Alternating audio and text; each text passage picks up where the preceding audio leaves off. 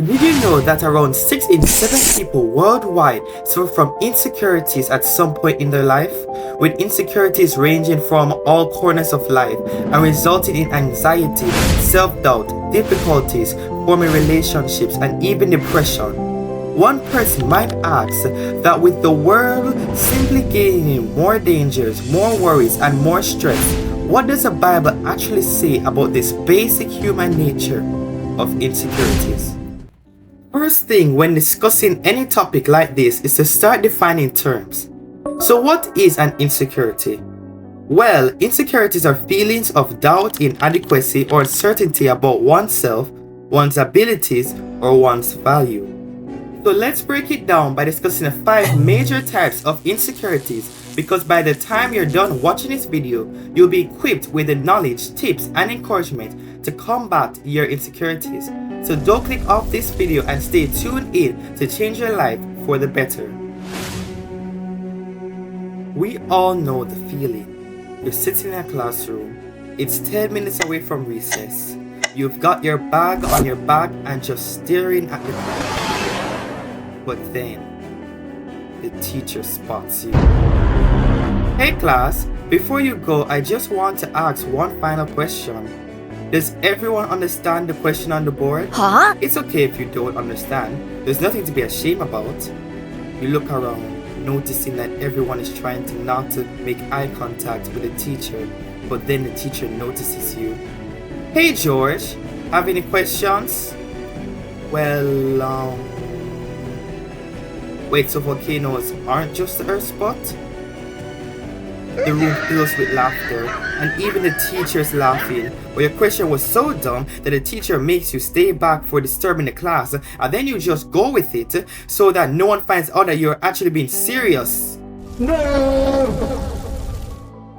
Social insecurities can stem from childhood experiences, social pressures, self-loathing, loneliness, perfectionism, and so on.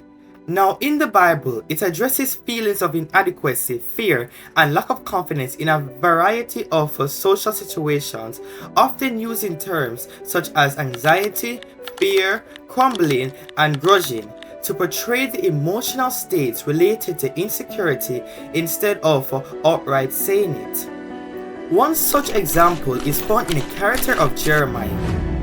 Now Jeremiah was a prophet of the Lord that was commanded to preach to the Israelites that they were going to get destroyed by their neighbors. Now I'm no expert on human psychology, but publicly announcing to the people who know where you live that they're all going to be captured and enslaved for 70 years might not be the best idea. Hey everyone, did you hear the news from God? So logically, Jeremiah says to God that he's too young to preach such a daring message. But God tells him, "Do not be afraid of them, for I am with you and will rescue you."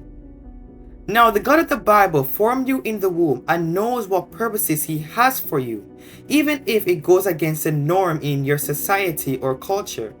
Often we fear rejection, loneliness, shame, and harm from what we may do. But God encourages us to find our security in God rather than in circumstances. They will fight against you, but will not overcome you. For I am with you and will rescue you, declares the Lord.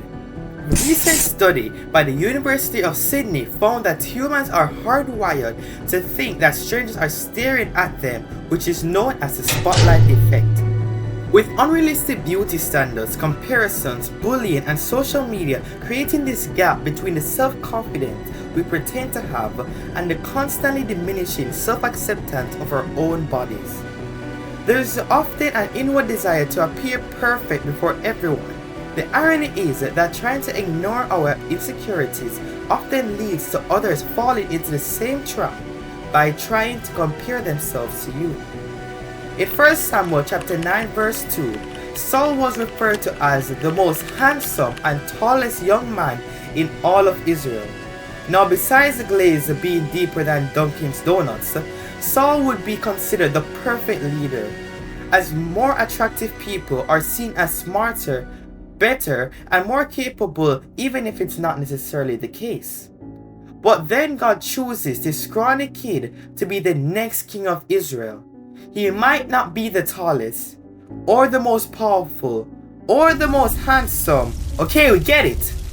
My point is that God chooses people with many different body types and features. So don't starve yourself to lose weight, or take steroids, or even avoid getting back into shape just to prove a point online. Since if you die from obesity or heart attacks, then you might not be able to enjoy this beautiful life. This sometimes beautiful life. So God created mankind in his own image. In the image of God, he created them. Male and female, he created them. Now, if you're not too busy with your 24/7 job, 24 different jobs every 7 seconds to be able to afford stuff, professional insecurity relates to feelings of inadequacy or lack of confidence related to one's job, skills, or career aspects, leading to job anxiety or dissatisfaction. And I thought it was just your boss that made you anxious. The taxes, or deadlines, or bills, or... Gideon was a military leader who defeated 135,000 men with only 300 soldiers thanks to trusting in the Lord. But Gideon wasn't always this strong military leader. Originally, an angel found Gideon hiding from the Midianites, and when the angel referred to him as a mighty man of valor, he was probably thinking, "A blind?" Despite Gideon constantly testing the Lord and doubting that he, with no military experience, could beat an army of that size, he later put his fears aside and decided to put his faith in God, defeating an army, 450 times larger than his, with no weapons and only using their mouths with some jars and trumpets. Now that's what I call a rude awakening. Okay, I'll stop. When the angel of the Lord appeared to Gideon, he said, "The Lord is with you, mighty warrior." If you're enjoying this video so far, then show some support. Okay, bro, it's time. Hey! Wow, you're super hot. Some tissue to wipe off the sweat. Relationships are tough. Relationships, whether with friends, families, or partners, can cause much insecurity. This encompasses feelings of inadequacy within relationships, such as fear of abandonment, jealousy, or controlling behaviors. Similar to Gideon, Moses struggled with self-doubt about whether he could fulfill God's plan for his people or even to talk about it.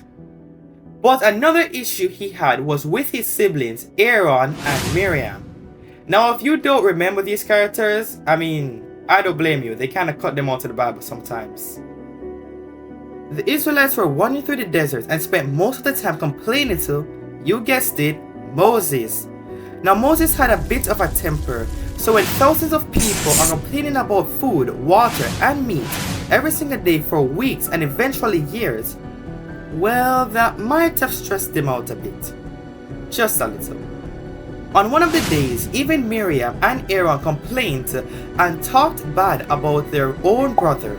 Now when this would happen, Moses would go to God and talk to him and respond by answering the people's cry and by telling Moses to appoint 70 other leaders to help him. When your relationships aren't going very well, sometimes it's a good idea to step back, take a deep breath, and spend some time with God and His Word. Though my father and mother forsake me, the Lord will receive me. Millions of people from both first world and third world countries are anxious about their level of debt, and their lack of money has a negative impact on their mental health, including causing stress and worries. Mental insecurity, well, basically it's like the other insecurities, but now with money. I know, no duh. It involves concerns about one's financial stability, ability to afford basic needs, or future economic security, potentially leading to stress and anxiety. In Jesus' most famous teachings, the Sermon on the Mount, he spoke about how God treats the birds and the grass. Therefore, I tell you, do not worry about your life, what you will eat or drink, or about your body, what you will wear. Is not life more than food, and the body more than clothes? Look at the birds of the air. They do not sow, or reap, or store away in barns, and yet your heavenly Father feeds them. Are you not much more valuable than they? Can any one of you, by worrying, add a single hour to your life? And why do you worry about clothes? See how the flowers of the field grow, they do not labor or spin. Yet I tell you that not even Solomon in all of his splendor was dressed like one of these. Now being able to find a job, to afford rent, to take care of your parents, family and friends, suffering with social, physical, professional, relational insecurities, and so much more. But while there are many fears and concerns of the day, Christ wants us to cast our cares unto the Lord, and He will sustain us. But seek first His kingdom and His righteousness, and all these things will be given to you as well. If you have any time, go follow my other social media and maybe buy some clothes from my newly print-on-demand business, Socialite Design. Lastly, if you enjoyed this video, how about clicking on the video on the screen, subscribe, like, and until next time.